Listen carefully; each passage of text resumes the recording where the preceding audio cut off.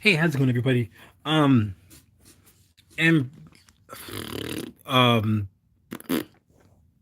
and showing this idea, this video, I want to just kind of explain because it gave me, like, as I said from the last video, it gave me these just a video series. I don't know if I'm gonna win. I don't know if it happens. Great.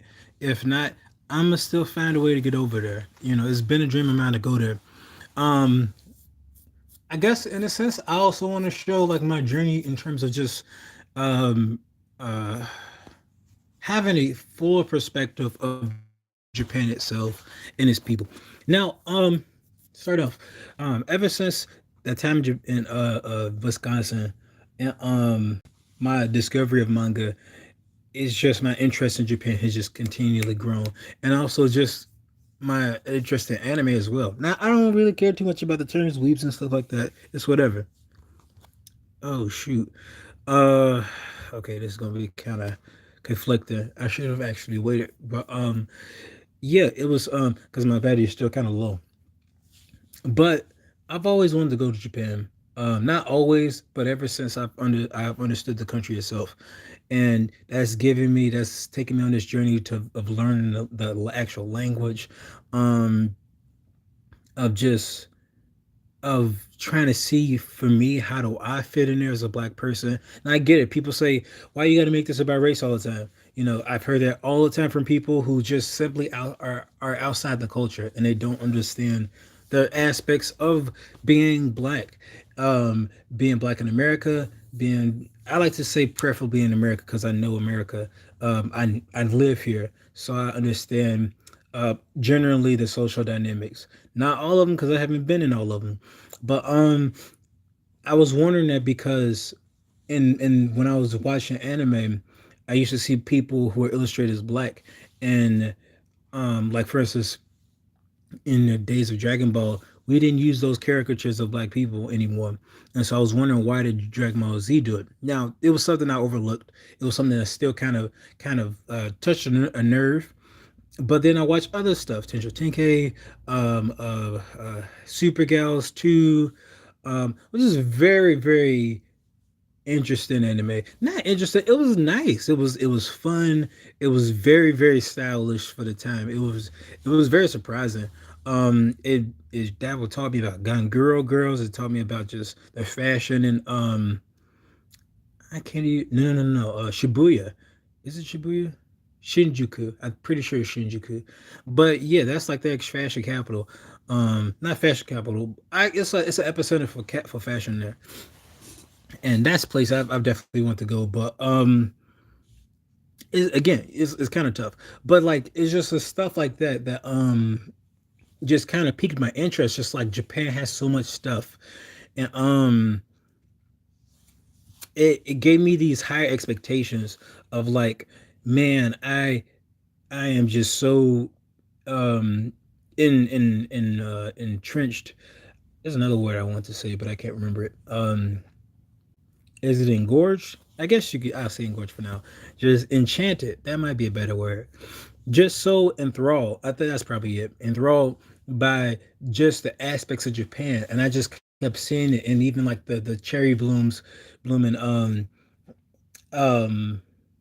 the times when that happened. Now Wisconsin, where I was at, when it was just in the southern parts, they had cherry blossoms there. Now, do I know if they're like I don't know the type or whatever. I just knew they were pretty during the springtime, and it would always happen ever since and it was kind of weird because it was like during my time in Wisconsin and during my time of discovering anime and stuff, it was always it became a lot more noticeable to me. And it was pretty. It felt like snow. I mean, the leaves, the petals fell like it was snowing. Um, was hot. um, it was just a pretty sight, and because I seen anime and I seen these big cherry blossoms bloom, and they just shedding off their petals, it was just a pretty sight. It was just so reminiscent, and it was just man, this place like if these are pretty, Japan must be even more prettier because I don't know if it's an origin, but it could be. And it's just, or rather, that's what I've seen it. and seeing the associated plant with Japan is just the cherry blossom, the sakura. And so just growing in my art skills, I actually wanted to be like the best mangaka or manga artist there. But at the same time, it's like, and my dreams got shattered like at an earlier age, um because I was, and also I wanted to live there, but it was just like someone once told me, "Hey, you're not gonna go there. That's not possible. That's just not possible." So I try to consider everything, but I'm being a little more personal these days with my opinions. But it gave that kind of that criticism kind of widened my eyes, and also just understanding just like when I was seeing the anime and I seen how they were treated, I mean, not treated, but seeing the portrayals of black people, with big thugs, or like for instance, Air Gear. I don't care what kind of explanation it is. It's a fat black man.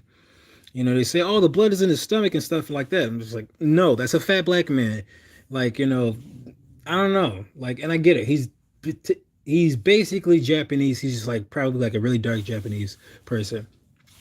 And I hear people say, well, it's not up to them to define what black people are, and it's not up to them to accurately portray it. And I at first I used to have a big problem with that, but then I thought about it, and I'm like, portraying people in an authentic likeness is extremely hard. It's very hard, especially when you have multiple characters. That's a hard thing to do. Like, the best you could do is come up with a authentically general person, general aspect of a person. Hey, how's it going, person? I see you on my person count. But yeah, and so I will try not to be distracted because I know I will. Um, but given that, it it just shaped my opinion. It shaped like a rather pessimistic. It's like a balancing act where it was like I love Japan because it has so much great things. Thank you for the like.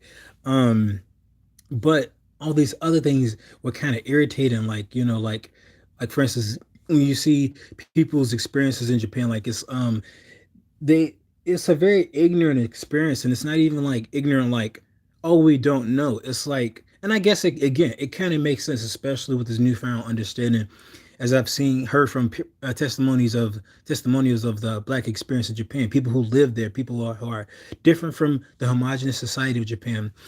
They say that they have a very, it's not really like a hardened racism. It's more so just like a very um steady, consistent stream of arrogance. I'm sorry, not arrogance, ignorance. Sorry, that's a different word. Ignorance, where it's like they don't know. They're they're just they're just making assumptions based off a lack of knowledge. Whether it's the hair touching, or do you play basketball, or are you from Africa? These are things I heard from the BG, Black Experience in Japan. And so it's just stuff like that, like, or they call them, oh, you made a chocolate or you're cocoa and something like that. Like, again, these are very ignorant things that definitely can be overlooked. But it's like not to assume that you're an animal. Like you of course you can get pet. I mean, of course you can have somebody touch your hair because they're curious. Had people when I was in Wisconsin, never seen a black person. They were curious of my hair, so I had them touch a little bit, just a little bit. I was in fourth grade, but I was glad to be there. I was happy to be that person who was like, ooh, that person is different. Let me interact with this person. Let me see what he's about. I had that similar case um when I was in Chicago when I'm seeing a white person, or actually even more accurately put, because that it was kind of more accurately to put, I've had the experience with an Asian guy who's his guy actually, it's kind of funny. He's actually, I think he's a DJ of sorts. I'm not entirely sure.